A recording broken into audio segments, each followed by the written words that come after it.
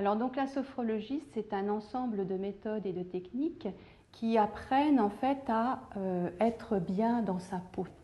Alors c'est une méthode qui a été mise en place par un médecin psychiatre qui s'appelle le docteur Caicedo, qui est assez récente puisqu'elle date des années 1960. Et en fait, son histoire, ce médecin donc était neuropsychiatre. Et son panel d'activités, au départ, quand il s'est installé, était de travailler dans le milieu psychiatrique, et les traitements de choc qui étaient donnés, c'était justement les fameux électrochocs pour aider à recaler le psychisme en harmonie avec un état d'être.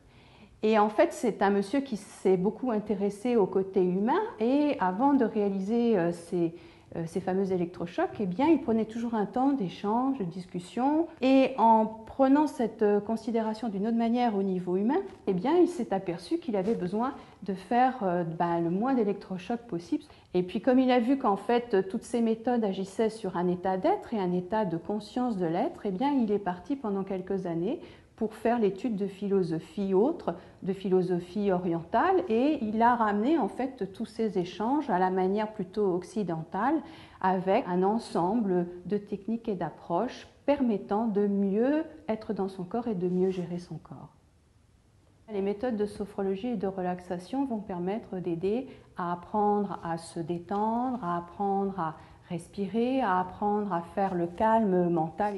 Et donc on va apprendre en fait à être dans une maîtrise de soi, une maîtrise qui va amener à vivre davantage de bien-être, de détente, de calme, de confiance. En fait, on va apprendre à renforcer plein de valeurs à l'intérieur de soi, plein de capacités, plein de compétences, en même temps qu'on va aider à libérer des tensions qui peuvent nous gêner, que ce soit des tensions corporelles ou des tensions psycho-émotionnelles. Il y a beaucoup de personnes qui viennent parce qu'ils ont des problèmes de stress. À l'heure actuelle, le stress est comme un mal du siècle. Alors c'est vrai que la sophrologie va aider dans tout ce qui est problème physique. Il y a un bon accompagnement qui va se faire aussi dans les maladies. On va retrouver les indications de la sophrologie beaucoup dans l'aide à la naissance, à la parentalité. On a retrouvé beaucoup la sophrologie dans les milieux sportifs.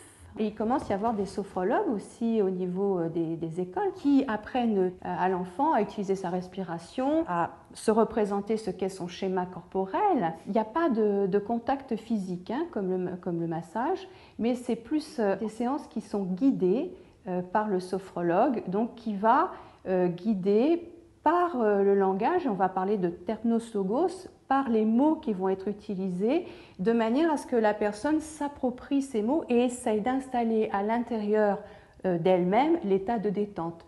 Mais le sophrologue, lui, va guider donc la personne en lui demandant de relaxer, de détendre le mieux possible, par exemple la tête et le visage, puis au niveau cou, nuque, épaules, bras, etc., en revisitant comme ça l'ensemble du corps. Donc il y a une partie qui se passe bien évidemment durant la séance, avec aussi l'importance d'apprendre à la personne de prendre conscience de ce qui se passe au niveau du corps. Et la deuxième partie, c'est l'entraînement sophrologique qui est très important, puisque c'est ce qui va permettre à la personne d'intégrer ces différents éléments de détente, de calme mental dans un quotidien de vie pour pouvoir l'utiliser facilement dans son quotidien justement.